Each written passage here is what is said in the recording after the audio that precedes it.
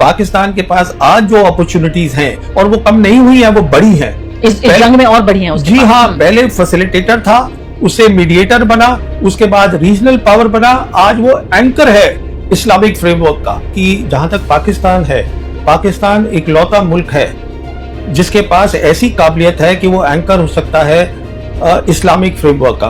पाकिस्तान वो कंट्री है जिसकी डिप्लोमेटिक टाइज इजराइल के साथ है ही नहीं। पाकिस्तान वो कंट्री है जो ओआईसी की 57 कंट्रीज हैं, उनके वेस्ट एशिया में जो ओआईसी की कंट्रीज हैं सबके साथ रिश्ते अच्छे हैं, बिकॉज आज वो एक बहुत अहम बन गया है regional player in West Asia. उसके पास जियोपॉलिटिकल अपॉर्चुनिटीज हैं, तीनों की तीनों बड़ी ताकतें उसके साथ हैं। पानी के ऊपर बाकायदा युद्ध हो सकता है, जंग हो सकती है। जी हाँ, मैं और हिंदुस्तान और पाकिस्तान के बीच, और अगर जंग होती है तो उसमें चीन भी उसका पार्ट बन जाएगा। कर रहा है कि आप जो है वो बलूचिस को आप उसको कर रहे हैं, आप सपोर्ट दे रहे हैं। अगर आज आपके पास ताकत हो मिलिट्री ताकत, तो पाकिस्तान क्यों करेगा प्रॉक्सी वॉर? वो करेगा ही नहीं, तो सीधे जंग होगी वॉर। क्योंकि वो चाहते हैं कि कश्मीर मुद्दे पे आप बात करिए। वो ये भी तो नहीं कह रहे कश्मीर मुद्दा मुझे कल सॉल्व करना है, वो कह रहे हैं बात तो शुरू करिए। वो सिर्फ इतना ही लेकिन भारत कहता है वो कश्मीर पे बात नहीं हमने कह दिया कि कश्मीर हमारा है और हम बात नहीं करेंगे, हम तो पीओके भी लेंगे।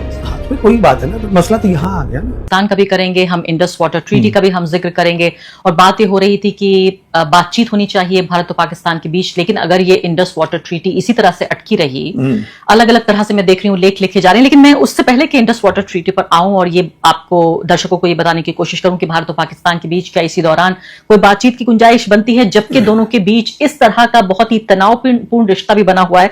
आपने एक वीडियो बनाया है कि इस सब के दौरान, जब हम डोनाल्ड ट्रंप के जिक्र कर रहे हैं, इजराइल की हम बात कर रहे हैं, ईरान की, कि पाकिस्तान जो है वो सुटेबल एंकर है फॉर इस्लामिक फ्रेमवर्क। तो क्या इस्लामिक नेशंस की आप बात कर रहे हैं? और पाकिस्तान के बारे में तो पिछले दिनों खबरें ये छप रही थी कि वो इतने क्राइसिस में है कि बैलेंस नहीं कर पा रहा है। इधर जब हुतीज ने हमला किया सऊदी अरब के ऊपर, और अगर सऊदी अरब वापस हमला करता है ईरान के ऊपर, और ईरान यानी हुतीज का हमला माना जाएगा कि ईरान का हमला हो रहा है सऊदी अरब के ऊपर, तो पाकिस्तान तो इतने क्राइसिस के सिचुएशन में फंसा हुआ है, वो जो तराजू लेके बैठा है वो अक्सर ही हिला जा रहा है। तो वो ऐसे में कहां लीडर बन जाएगा? आप कह रहे हैं कौन से फ्रेमवर्क की बात कर रहे हैं? देखिए, मैं बात कर रहा हूं आपसे बहुत सीधी कि जहां तक पाकिस्तान है, पाकिस्तान इकलौता मुल्क है जिसके पास ऐसी काबिलियत है कि वो एंकर हो सकता है इस्लामिक फ्रेमवर्क का। पहले तो इसका मतलब क्या है, इस्लामिक फ्रेमवर्क का मतलब ही क्या है, ये देखिए। जब अमेरिकन फोर्सेस जीसीसी कंट्रीज से हट जाती हैं, उनकी बेसेस हट जाती हैं, और वहां की जो जीसीसी कंट्रीज है लोकल ट्रेड करना शुरू कर दें विद लोकल करेंसी, ट्रेड अगर शुरू करें या युआन में करें, अगर वो ट्रेड कर लें, और उसके बाद जो लोकल मसले हैं वो लोकल तरीके से हल करे जाए, ना कि by the help of outside pass, तो उसको हम बोलते हैं रीजनल फ्रेमवर्क, जिसकी अब्बास अराक्ची ऑलरेडी बात कर चुके हैं। अब ये रीजनल फ्रेमवर्क में क्या होगा अगर वहां से सिक्योरिटी हट जाती है? जैसे आप जानती हैं कि सऊदीज ने एक डिफेंस एग्रीमेंट करा पाकिस्तान के साथ, कतर भी बात कर रहा है वैसी एग्रीमेंट की, आज कुवैत भी वही बात कर रहा है वैसी एग्रीमेंट की। तो पाकिस्तान ही एक ऐसा मुल्क है जो रिप्लेस कर सकता है सिक्योरिटी को for the GCC countries once the American bases हट जाती है। वो क्यों? वो देखिए सुनिए, पाकिस्तान जो है इकलौता मुस्लिम कंट्री है जिसके पास न्यूक्लियर वेपन्स है। पाकिस्तान वो कंट्री है जिसकी डिप्लोमेटिक टाइज इजराइल के साथ है ही नहीं। पाकिस्तान वो कंट्री है जो ओआईसी की 57 कंट्रीज हैं, उनके वेस्ट एशिया में जो ओआईसी की कंट्रीज हैं सबके साथ रिश्ते अच्छे हैं।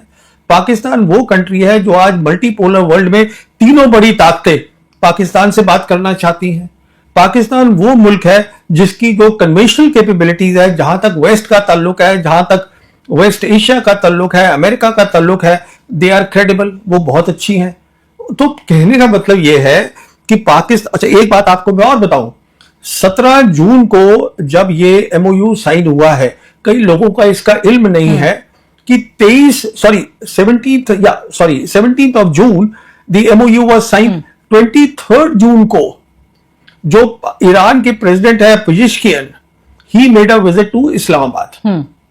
वहां पे उन्होंने कई बातें करी, बताया गया। मेरे हिसाब से सबसे इंपॉर्टेंट बात यह हुई होगी कि देखिए अब जो है एमओयू साइन हो गया है, ये फाइनल डील में तब्दील होगा तो एक रीजनल फ्रेमवर्क बनेगा, उसके लिए हमें एक एंकर चाहिए। तो जहां तक पाकिस्तान का ताल्लुक है, इसीलिए 14 और 15 जुलाई को, जब 8 जुलाई को डोनाल्ड ट्रंप ने फिर से लड़ाई शुरू कर दी। 14 और 15 जुलाई को field marshal Asim Munir he paid a visit to Turkey. हाँ, वो भी हमें मालूम है, रिपोर्ट किया था। वहां पर टर्की प्रेसिडेंट खुद उनको रिसीव भी किया। हाँ। So they have discussed various because they have. आपकी बात मैं समझ रही हूँ, आप जो जिस तरह से ये पूरा नक्शा आप खींच रहे हैं, अगर पाकिस्तान वाकई इतना अहम मुल्क है तो इस सबको वो अपनी एक इकोनॉमिक स्टेबिलिटी के लिए इस्तेमाल क्यों नहीं कर पाता? क्योंकि अभी भी देखिए आप, इस पूरे जंग के दौरान भी यूएई ने इस बात को लेकर धमकी दे दी कि हम पैसे आपसे वापस ले लेंगे जो हमने आपको लोन दिया है। सऊदी अरब और पाकिस्तान के बीच भी सारा का सारा कर्ज को लेकर ही पूरा ये मामला है कि किस तरह से जो पाकिस्तान है वो सऊदी की जो आर्मी है उसको ट्रेन भी करता है। इनके बीच डील भी इस तरह की हुई कि अगर एक पे हमला होता है तो दूसरे पे हमला माना जाएगा, जिसको काफी मजबूत डील माना गया। और इसीलिए तो इतना परेशान है पाकिस्तान के, इधर तो उसको सऊदी अरब को संभालना है जिससे उसको पैसा मिलता है और जिसके साथ उसकी डील हुई है, और दूसरी तरफ डोनाल्ड ट्रंप, दोनों एक दूसरे के आमने सामने हैं। डोनाल्ड ट्रंप यानी इधर ईरान को संभाले तो सऊदी परेशान, सऊदी को संभाले तो इधर अमेरिका परेशान। इसको मैं सिंप्लीफाई कर देता हूं, आपकी बात को मैं सिंपल टर्म्स में बता देता हूं क्या है। देखिए, पाकिस्तान जो है आज उसके पास बहुत सारी इकोनॉमिक अपॉर्चुनिटीज हैं, फाइनेंशियल अपॉर्चुनिटीज है, बिकॉज आज वो एक बहुत अहम बन गया है regional player in West Asia. उसके पास जियोपॉलिटिकल अपॉर्चुनिटीज हैं, तीनों की तीनों बड़ी ताकतें उसके साथ हैं। एक सबसे बड़ी कमजोरी जो सिर्फ पाकिस्तान ही हल कर सकता है वो उसकी गवर्नेंस है।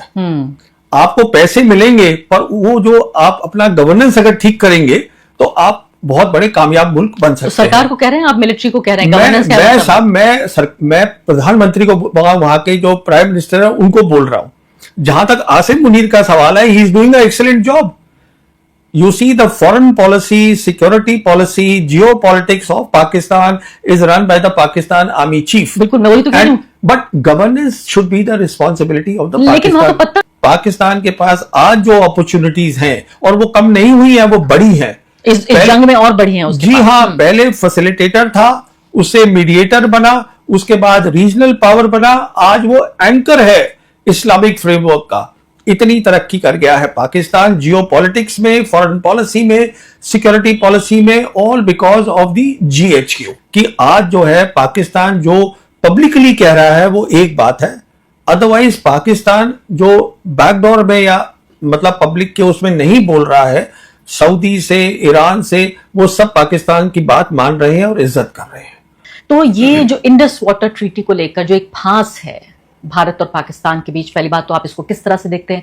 एक तरह से ये सस्पेंशन में है ये ट्रीटी, इससे पाकिस्तान को क्या नुकसान हो रहा है, और क्या भारत और या फिर आपको लगता है कि ये नाइंसाफी है और पाकिस्तान को क्या नुकसान है इससे? देखिए, जो नदियां होती हैं वो सिविलाइजेशन के साथ चलती हैं। जब हिंदुस्तान पाकिस्तान का बंटवारा हुआ तो उसका नदियों का उसमें कोई रोल नहीं था। हमने जंगें लड़ी, कभी भी इंडस वाटर ट्रीटी के ऊपर कोई भी दोनों साइड ने कुछ नहीं बोला, क्योंकि शायद हम दोनों समझ रहे थे कि हम एक ही सिविलाइजेशन है।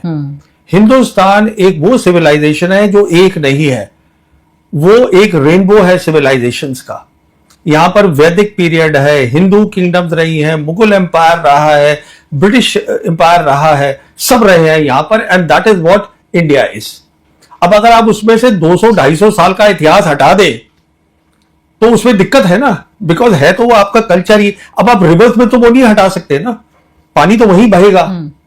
तो कहने का मतलब ये है, द वेरी फैक्ट कि आज ये नौबत आ गई है कि हम पानी की बात कर रहे हैं, उनको पानी का जो डेटा है वो सप्लाई नहीं कर रहे हैं, वो तो सीधी सी जाहिर बात है हम अपनी सिविलाइजेशन को भी कहां मान रहे हैं। आप ये भी तो बात देखिए ना, क्योंकि सिंदूर के वक्त में भी तो यही बात हुई थी कि हम पाकिस्तान का पानी रोक देंगे। तो ये किसी भी सरकार ने हिंदुस्तान की पहले नहीं किया है और हमने बहुत जंगें लड़ी हैं, जाहिर है। क्योंकि ये तो देखिए, क्योंकि एविडेंस ये है कि पाकिस्तान भी बोलता है कि ये टेररिज्म कर रहे हैं हमारे ऊपर, तो वो नलीफाई हो गया। अगर सुनिए, पूरी बात सुन लीजिए। तो कहने का मतलब यह है कि टेररिज्म से जो बड़ा इशू आज बन गया है वो पानी का है। पानी का इसलिए है कि एक तो क्लाइमेट चेंज हो रहा है, नदियों के अंदर जो है मौसम बदल रहे हैं, कई चीजें हो रही हैं। इस टाइम पर डेटा शेयर करना, इस टाइम पे बताना कि हम जो अपनी नदी है उसके ऊपर हम नए हाइड्रो इलेक्ट्रिक प्रोजेक्ट्स बना रहे हैं, वो क्या होगा, ये सब शेयर करना हमारे लिए जरूरी है पाकिस्तान के साथ, क्योंकि हम एक ही सिविलाइजेशन के हैं। आपकी बात दुरुस्त है बिल्कुल, लेकिन मेरी बात ही खत्म नहीं हुई। आपने बहुत अहम बात शुरू करी है जिसको पूरा खत्म करना बहुत जरूरी है। तो कहने का मतलब यह है कि जहां तक पानी का ताल्लुक है, वहां भी जैसे आप बोल रही हैं गुर्बत है, एग्रीकल्चर वहां बहुत है, उनको जो अगर उनको आप नहीं देंगी टाइम के ऊपर तो उनके एग्रीकल्चर को प्रॉब्लम हो जाती है। अच्छा, अब इसमें चीन भी शामिल हो गया है, पर चीन जो है वो हमारी सिविलाइजेशन का नहीं है, ठीक है ना। उनकी भी एक नदी है जो उनका ब्रह्मपुत्र है, पर इंडस जो है वो आती सब वहीं से ही है, आती वहीं से है, पर ये तो हमारी सिविलाइजेशन की बात है। मेरा कहने का मतलब ये है कि जैसे दोनों मुल्क हमने तय किया था 1988 में, एक अग्रीमेंट करा था हमने, हिंदुस्तान पाकिस्तान ने, प्राइम मिनिस्टर राजीव गांधी और प्राइम मिनिस्टर बेनजीर भुट्टो ने, कि हम जो है अपनी न्यूक्लियर फैसिलिटीज की लिस्ट को 1 जनवरी हर साल एक्सचेंज करेंगे, और वो हमने फिर उसको रेटिफाई किया। देखिए, वो रेटिफाई करने के बाद ये हुआ, और उसके बाद हर साल जो है हम उसको एक्सचेंज करते हैं। तो आप न्यूक्लियर की तरह इस बात को मानिएगा, क्योंकि जैसे न्यूक्लियर सिविलाइजेशन को तबाही दे सकता है ह्यूमैनिटी को, वैसे ही पानी ह्यूमैनिटी को अफेक्ट करता है। और अगर कल मानिए कि इसके ऊपर अगर जंग होती है तो उस जंग में चीन भी शामिल होगा डायरेक्टली। ये आप इस बात को यानी आप ये कह रहे हैं कि पानी के ऊपर बाकायदा युद्ध हो सकता है, जंग हो सकती है। जी हाँ, मैं और हिंदुस्तान और पाकिस्तान के बीच, और अगर जंग होती है तो उसमें चीन भी उसका पार्ट बन जाएगा। जब टेररिज्म पे जंग हुई थी, ऑपरेशन सिंदूर हुआ था, उस समय चीन डायरेक्टली शामिल नहीं हुआ था, मदद कर रहा था। हाँ, बिल्कुल। मैं आपसे ये कह रहा हूं, और ये एक इश्यू है जो मुझे रात को बहुत चिंता कर, I get worried, because I know cat water wars can turn into a hot war, और उस वॉर के अंदर China will get directly involve, क्योंकि वजूद का सवाल है, पानी तो वजूद है। अरे साहब, पानी की बात है। चाइनीज जो है, उनके जो विक्टर गाओ हैं, जो उनके स्पोक्स पर्सन है, जो ईरान लड़ाई में भी बोल रहे हैं, जो हमारे ऑपरेशन सिंदूर में बोल रहे थे, उन्होंने साफ बोला है कि जहां तक पानी का ताल्लुक है, हम ऊपर बैठे हैं, आप बीच में बैठे हैं, और नीचे पाकिस्तान है। बिल्कुल। और इसी बात पे श्याम सरन ने एक आर्टिकल भी लिखा है, लेकिन इससे पहले कि मैं आऊं श्याम सरन के आर्टिकल पे, मुझे थोड़ा सा आपसे चर्चा ये करना चाहती हूँ। मुझे एससीओ है, मैं इस एससीओ का इसलिए जिक्र कर रहा हूं क्योंकि अभी एससीओ की मीटिंग हुई है किर्गिस्तान में, जहां फॉरेन मिनिस्टर्स गए थे, हमारे फॉरेन मिनिस्टर नहीं गए। ठीक है ना, हमारे फॉरेन मिनिस्टर आसियान में थे, वहां पर मीट में, और वहां बात कर रहे थे फिर से टेररिज्म की। अब टेररिज्म की तो पाकिस्तान भी बात कर रहा है कि आप जो है वो बलूचिस को आप उसको कर रहे हैं, आप सपोर्ट दे रहे हैं, ये उनकी एलिगेशन है। कहने का मतलब ये है, एससीओ भी जो था, जो शुरू हुआ था एससीओ टेररिज्म को लेकर, आज एससीओ भी बात कर रहा है डेवलपमेंट की। एससीओ का पूरा ढांचा बदल गया है, मैं आपसे ये कह रहा हूं। और वो कैसे, मैं क्यों कह रहा हूं, क्योंकि 1 सितंबर 2025 को जब चाइना के अंदर एससीओ समिट हुई थी टिंजियान में, जहां प्रधानमंत्री मोदी भी गए थे, तो वहां पहली बार यह जिक्र हुआ कि एससीओ के अंदर भी 10 इयर्स डेवलपमेंट प्लान होगा, एससीओ का अपना बैंक होगा जैसे ब्रिक्स का बैंक है। तो मैं आपसे ये कह रहा हूं, हम बार बार जो बोलते रहते हैं टेररिस्तान, पाकिस्तान, ये वो, अरे भाई, पाकिस्तान की तो जियोपॉलिटिकल प्रोफाइल बढ़ रही है ना, तो उसको आप समझने की पहले कोशिश करिए। जहां तक टेररिज्म का ताल्लुक है, मैंने शुरू से कहा था ये, और ये कोई नई बात नहीं है, मैं ये बात बोल रहा हूं 2000 से, पहली किताब में मैंने लिखा हुआ है कि जो टेररिज्म है, that is the first time I wrote my first book in 2000, it clearly says that this is a military problem. अगर आज आपके पास ताकत हो मिलिट्री ताकत, तो पाकिस्तान क्यों करेगा प्रॉक्सी वॉर? वो करेगा ही नहीं, तो सीधे जंग होगी। Terrorism is a issue, but there are bigger issues today. In fact climate change जो है वो टेररिज्म से ज्यादा बड़ा इशू है। तो हम क्या डोमेस्टिक ऑडियंस के लिए टेररिज्म की बात ज्यादा करते हैं? जब हमारे रक्षा मंत्री या हमारे दूसरे मंत्री जब बात करते हैं कि हम टेररिज्म का शिकार हैं, तो क्या ये घरेलू राजनीति से जुड़ा? हम पहली बात तो शिकार हैं, ये तो मैं डिनाई नहीं कर रहा हूं, पर बात यह है कि वो भी कहते हैं कि हम भी शिकार हैं, ये भी एक बात है, और दुनिया उनकी बात भी सुन रही है। और जो हम बोल रहे हैं कि टेररिज्म का इशू है, हम पाकिस्तान से बात नहीं करना चाहते, सिंपल। नहीं, तो मुझे ये समझाइए, आप ये कह रहे हैं कि हमारी जो शब्दावली है, वोकैबुलरी है, वो हमें बदलनी पड़ेगी, लैंग्वेज डिफरेंट करनी पड़ेगी, टेररिज्म की बजाय हम कुछ और इस्तेमाल। मैं तो ये कह ही नहीं रहा हूं, मैं तो ये कह रहा हूं आप पाकिस्तान से बात करिए, आप चीन से नॉर्मल करिए तो रिलेशंस। बात करने से अगर हल हो गया होता, तो बातें तो न जाने कितने दौर की, मतलब प्रवीण साहनी जी, मैं तो 25 साल से यही देख रही हूँ, कितनी बातचीत हुई। आप सोचिए, वाजपेयी के दौर से शुरू होकर फिर वही मनमोहन सिंह तक भारत ने कोशिश तो की है। सुनिए, तो बातचीत तो भारत करना चाहता रहा है। देखिए, दो बात मैं बोलता हूं, आप जितना पीछे खोदती रहेंगी, तो आप आगे एक तो नहीं बढ़ पाएंगी। मैं आपसे एक सीधी सी बात कर रहा हूं, आज वर्ल्ड मल्टीपोलर है। अब आप चली जाएगी जी, पार्टीशन हुआ, वो क्यों हुआ, उसमें इतनी दहशतगर्दी हुई, वो तो खैर बहुत लंबी बात नहीं, तो कहने का मतलब ये है, बात निकलेगी तो फिर बहुत दूर तक जाएगी। तो आपको, हमें आज क्या देखना है, तो आप कह रहे हैं बात करके टेररिज्म खत्म करा लो, इतनी नहीं, ये इतनी आसान है, क्योंकि वो टेररिज्म इसलिए कर रहे हैं प्रॉक्सी वॉर, क्योंकि वो चाहते हैं कि कश्मीर मुद्दे पे आप बात करिए। वो ये भी तो नहीं कह रहे कश्मीर मुद्दा मुझे कल सॉल्व करना है, वो कह रहे हैं बात तो शुरू करिए। वो सिर्फ इतना ही तो लेकिन कह रहे भारत हैं। कहता है वो कश्मीर पर बात नहीं हमने करेगा। कह दिया कि कश्मीर हमारा और है, हम बात नहीं करेंगे, हम तो पीओके भी लेंगे उनसे। हाँ, तो फिर वही बात है ना, फिर मसला तो यहां आ गया ना। तो कैसे लोगों की तरक्की हो सके, नक्शा देख लीजिए, कनेक्टिविटी देख लीजिए, सिविलाइजेशन देख लीजिए। मैं ये समझता हूं कि हम दोनों मुल्कों की जो डेस्टिनी है इट इज जॉइंट। अब हम नहीं मानने को तैयार, मत मानिए, अगले 20 साल 50 साल 100 साल आपकी मर्जी है।